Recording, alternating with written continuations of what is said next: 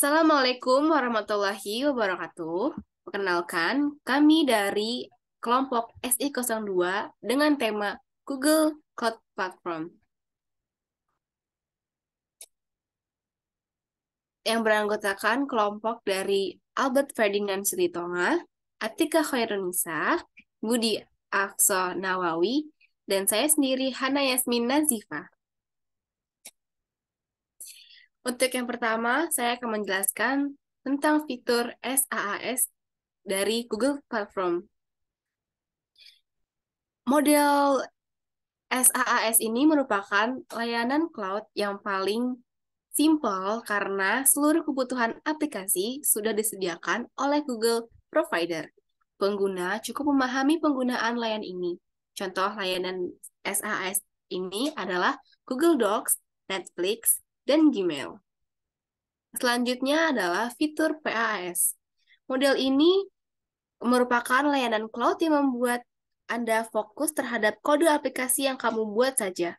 Ketika menggunakan layanan PaaS ini, kamu tidak perlu memikirkan secara detail bagaimana spesifikasi dan sistem operasi yang digunakan server untuk menjalankan aplikasi. Cukup pilih environment yang tepat dan siapkan kode aplikasimu untuk dijalankan. Selanjutnya, fitur IaaS. Ketika menggunakan layanan cloud IaaS, kamu memiliki hak penuh terhadap infrastruktur yang digunakan, mulai dari menentukan spesifikasi server dan sistem operasi, pemasangan dan pengoperasian server. IaaS ini cocok digunakan untuk menjalankan aplikasi yang membutuhkan konfigurasi khusus. Untuk selanjutnya akan dijelaskan oleh Atika Khairunisa.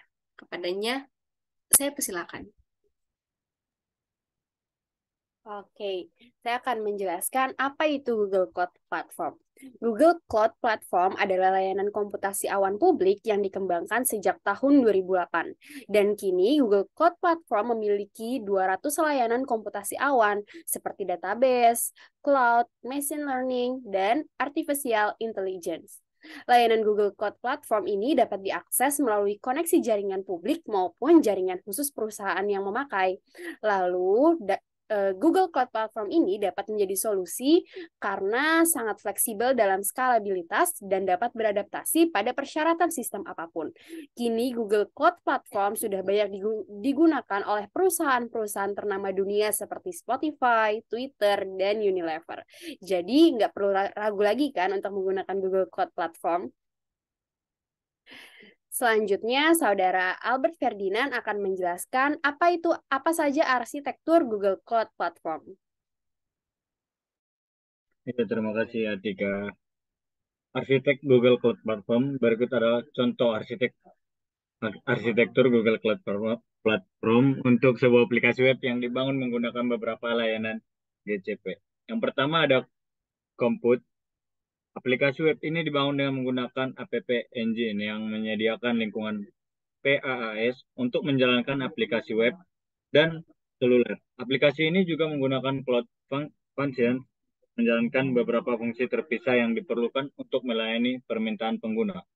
Yang kedua ada Storage. Aplikasi web ini menggunakan cloud storage untuk menyimpan semua file, gambar, video, dan audio yang diunggah oleh pengguna. Cloud storage juga menyediakan akses cepat dan aman ke semua file di seluruh dunia. Yang ketiga ada database. Aplikasi web ini menggunakan Cloud SQL sebagai layanan database untuk menyimpan dan mengelola data. Cloud SQL menawarkan MySQL sebagai database terkelola dan disertai dengan fitur keamanan dan skalabilitas yang aman. Next.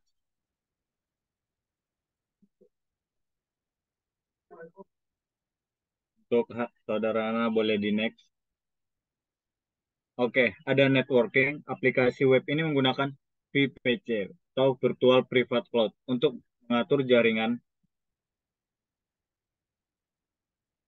Maaf, untuk mengatur jaringan di Google Cloud dan melindungi aplikasi dari serangan jaringan.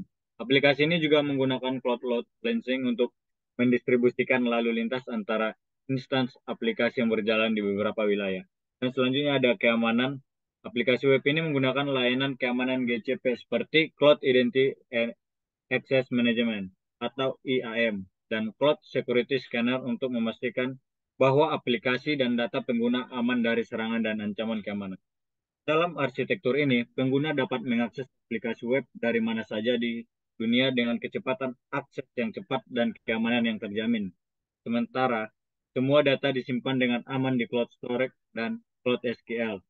Layanan GCP yang digunakan dalam arsitektur ini dapat diskalakan secara horizontal dan vertikal, sehingga pengguna dapat menambahkan kapasitas dan menangani jumlah pengguna yang lebih besar saat aplikasi web tumbuh. Terima kasih. Selanjutnya boleh dijelaskan oleh Budi. Baik, saya yang akan Nah, di sini menjelaskan keunggulan Google Cloud Platform. Di antaranya yaitu Google Cloud Platform memiliki data center di Indonesia. Dengan adanya data center di Indonesia ini dapat menghindari resiko kemacetan akses informasi. Selanjutnya, keunggulan selanjutnya yaitu skalabilitas yang tinggi.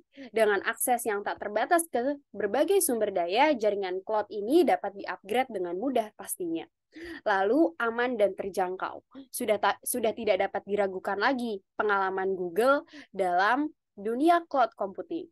Google Cloud Platform juga melakukan audit secara berkala dan melaporkan penggunaan sumber daya dan anggaran secara transparan kepada para penggunanya.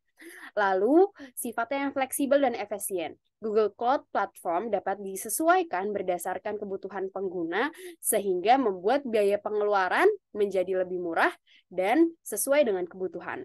Lalu, performanya yang cepat. Google Cloud Platform dapat mengatur infrastruktur dan arsitektur cloud secara otomatis seperti yang sudah saya sampaikan sebelumnya, dapat disesuaikan dengan kebutuhan penggunanya sehingga pengguna dapat mengerjakan tugas atau mengerjakan proyek dengan cepat. Terima kasih. Akan disampaikan poin selanjutnya oleh Saudara Budi.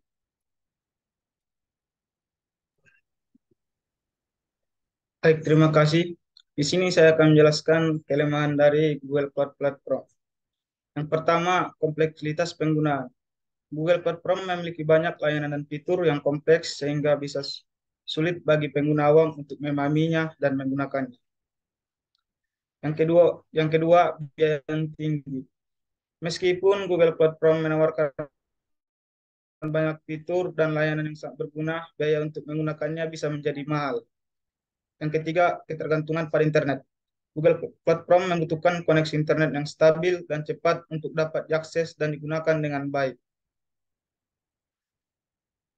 Next.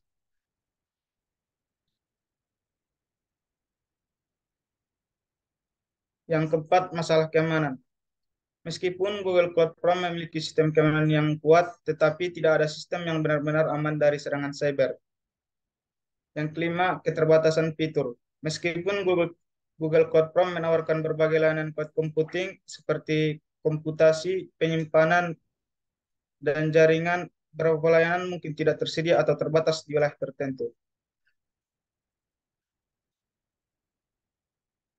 Next. Cukup sekian presentasi kami. Assalamualaikum warahmatullahi wabarakatuh.